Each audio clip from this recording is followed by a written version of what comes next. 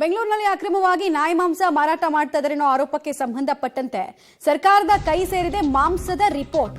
ಅದು ನಾಯಿ ಮಾಂಸ ಅಲ್ಲ, ಕುರಿ ಮಾಂಸ ಅಂತ ವರದಿಯಲ್ಲಿ ಉಲ್ಲೇಖ ಆಗಿದೆ. ಆಹಾರ ಸುರಕ್ಷತೆ ಮತ್ತು ಗುಣಮಟ್ಟ ಆಯುಕ್ತ ಕೆ ಶ್ರೀನಿವಾಸ್ ಅವರು ಈ ಕುರಿತು ವರದಿ ಕೈ ಸೇರಿರೋದ್ರ ಬಗ್ಗೆ ಹೇಳಿಕೆಯನ್ನು ಕೊಟ್ಟಿದ್ದಾರೆ. ಆಹಾರ ಇಲಾಖೆ ಕಾರ್ಯದರ್ಶಿ ಹರ್ಷ ಗುಪ್ತಾಗೆ ಈ ಕುರಿತು ವರದಿಯನ್ನ ಕೂಡ ಸಲ್ಲಿಕೆ ಮಾಡಲಾಗಿದೆ.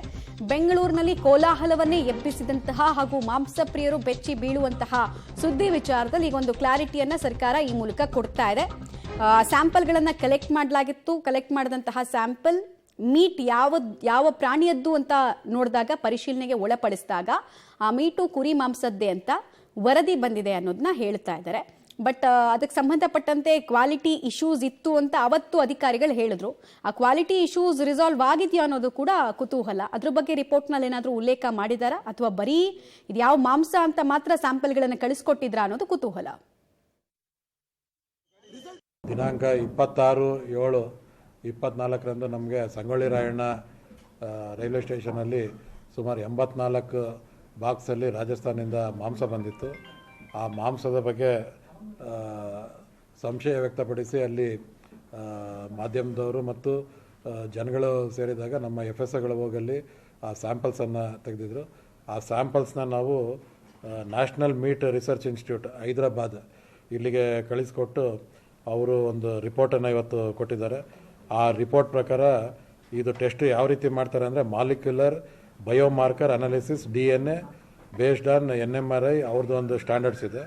ಅದರಲ್ಲಿ ನಮಗೆ ಈ ಒಂದು ಮಾಂಸ ಎಸ್ ಓವಿಸ್ ಆರಿಸ್ ಅಂತ ಬಂದಿದೆ, ಅಂದರೆ ಅದು ಶೀಪ್ ಅಂತ ಬಂದಿದೆ. ಸೊ ಇದು ಕುರಿ ಮಾಂಸ ಅಂತ ದೃಢಪಟ್ಟಿದೆ. ಇದು ಟೆಸ್ಟ್ ಇದು ಈಗ DNA ಮಾಡಿ ನಾವು, ಯಾಕಂದರೆ ಇದು ಸ್ಪೀಷೀಸಲ್ಲಿ ನಮಗೆ ಅನುಮಾನ ಇದ್ದಿದ್ದರಿಂದ, ಅದು ಕೆಲವರು ನಾಯಿ ಮಾಂಸ ಅಂತ ಹೇಳಿದ್ರಿಂದ ಸ್ಪೀಷೀಸಲ್ಲಿ ಅನುಮಾನ ಇದ್ದಿದ್ದರಿಂದ ನಾವು ಈಗ ಸ್ಪೀಷೀಸ್ ಟೆಸ್ಟ್ ಮಾಡೋದ್ರಲ್ಲಿ ಬಂದಿದೆ. ಈಗ ನೆಕ್ಸ್ಟ್ ರಿಪೋರ್ಟ್ಗಳು ಇನ್ನೊಂದು 3-4 ದಿನದಲ್ಲಿ ಅದು ಏನು ಫಿಟ್ ಫಾರ್ ಕನ್ಸಂಪ್ಷನ್ ಇತ್ತು ಅಥವಾ ಏನು ಇರಬೇಕಾಗಿತ್ತು ಅಂಶಗಳು, ಆ ಅಂಶಗಳು ಇದೆಯಾ ಅಂತ ಹೇಳಿ ಅದು ಇನ್ನೊಂದು ರಿಪೋರ್ಟ್ಗೆ ಕಾಯ್ತಾ ಇದ್ದೀವಿ. ಅದು ಏನಾಗುತ್ತೆ, ಸಾಮಾನ್ಯವಾಗಿ ಅದನ್ನು ಕೆಮಿಕಲ್ ಡೀಟೇಲ್ಸ್ ಕೊಡ್ತಾರೆ. ನೇರ ಸಂಪರ್ಕದಲ್ಲಿ ಜಾಯ್ನ್ ಆಗ್ತಾರೆ ಲೋಕೇಶ್. ಮೀಟ್ ವಿಚಾರದಲ್ಲಿ ಕ್ಲಾರಿಟಿ ಕೊಡೋ ಕೆಲಸವನ್ನು ಮಾಡಿದ್ರು ಸರಿ, ಬಟ್ ಮೀಟ್ ಕ್ವಾಲಿಟಿ ಬಗ್ಗೆ ಅವತ್ತು ಇನ್ಸ್ಪೆಕ್ಟ್ ಮಾಡಿದಂತಹ ಅಧಿಕಾರಿಗಳೇ ಪ್ರಶ್ನೆ ಎತ್ತಿದ್ರು. ಅದ್ರ ಬಗ್ಗೆ ಕೂಡ ರಿಪೋರ್ಟ್ ನಲ್ಲಿ ಉಲ್ಲೇಖ ಆಗಿದೆಯಾ ಅಥವಾ ನಮ್ಮ ಪ್ರಿಫರೆನ್ಸ್ ಕೇವಲ ಅದು ಕುರಿ ಮಾಂಸ ಅನ್ನೋದು ಮಾತ್ರ ಅನ್ನೋದನ್ನ ಹೇಳೋದಕ್ಕೆ ಹೊರಟಿದ್ದಾರಾ? ಮಮತಾ, ಮೀಟ್ ಕ್ವಾಲಿಟಿ ಬಗ್ಗೆ ಯಾವುದೇ ರೀತಿಯಾದಂಥ ಉತ್ತರವನ್ನ ಆಯುಕ್ತರು ಈ ಪತ್ರಿಕಾಗೋಷ್ಠಿಯಲ್ಲಿ ಕೊಡಲಿಲ್ಲ. ಮಾಂಸ ಸೇವನೆಗೆ ಯೋಗ್ಯವ ಅಲ್ವಾ ಅಂತ ಹೇಳಿ ಆ ವರದಿ ಶುಕ್ರವಾರ ಬರುತ್ತೆ ಅಂತೇಳಿ ಹೇಳ್ತಾ ಇರುವಂಥದ್ದು. ಆದರೆ ಇದು ನಾಯಿ ಮಾಂಸನ ಕುರಿ ಮಾಂಸನ ಅಂತೇಳಿ ದೊಡ್ಡ ಪ್ರಶ್ನೆ ಎದ್ದಿತ್ತು. DNA ಟೆಸ್ಟ್ ಮಾಡಿದಾಗ ಇದು ಕುರಿ ಮಾಂಸ ಅಂತೇಳಿ ರಿಪೋರ್ಟ್ ಬಂದಿರುವಂಥದ್ದು. DNA ಟೆಸ್ಟಲ್ಲಿ ಇದು ಗೊತ್ತಾಗಿದೆ. ಜೊತೆಗೆ ಹೈದರಾಬಾದ್ಗೆ ಕಳಿಸಿರುವಂಥ ಕಲ್ಚರಲ್ ರಿಪೋರ್ಟ್ ಕೂಡ ಬರಬೇಕಾಗಿದೆ. ಆ ಮಧ್ಯೆ ಕೂಡ ಈಗ ಆಯುಕ್ತರು ಇದು ಕುರಿ ಮಾಂಸ ಅಂತೇಳಿ ಪತ್ರಿಕಾಗೋಷ್ಠಿಯನ್ನು ಮಾಡಿರುವಂಥದ್ದು. ನಾಯಿ ಮಾಂಸ ಅಂತೇಳಿ ವದಂತಿಯನ್ನು ಹಬ್ಬಬೇಡಿ, ಆ ರೀತಿ ವದಂತಿಯನ್ನು ಹಬ್ಬುವಂಥರ ವಿರುದ್ಧ ಕ್ರಮವನ್ನು ವಹಿಸ್ತೀವಿ ಅಂತೇಳಿ ಸೂಚನೆಯನ್ನು ಕೊಟ್ಟಿರುವಂಥದ್ದು. ಜೊತೆಗೆ ರಾಜಸ್ಥಾನದಿಂದ 4-5 ದಿನಗಳಿಂದ ಬರುವಂಥ ಮಾಂಸ ಸೇವನೆ ಎಷ್ಟು ಸೇಫು, ಜನರ ಆರೋಗ್ಯದ ಮೇಲೆ ಯಾವ ರೀತಿಯಾದಂಥ ಪರಿಣಾಮ ಬೀರ್ಬೋದು, ಸೇಫ್ ಆಗಿದೆಯಾ, ಅಂದರೆ ಅವರು ಎಲ್ಲ ನಿಯಮಗಳನ್ನು ಪಾಲನೆ ಮಾಡಿಕೊಂಡು ಇಲ್ಲಿಗೆ ಸರಬರಾಜು ಮಾಡ್ತಾರಾ ಇಲ್ವಾ ಅಂತೇಳಿ ಆ ಟೆಸ್ಟ್ ರಿಪೋರ್ಟು ಶುಕ್ರವಾರ ಬರುತ್ತೆ ಅನ್ನುವಂಥ ಮಾಹಿತಿಯನ್ನು ನೀಡ್ತಾ ಇರುವಂಥದ್ದು.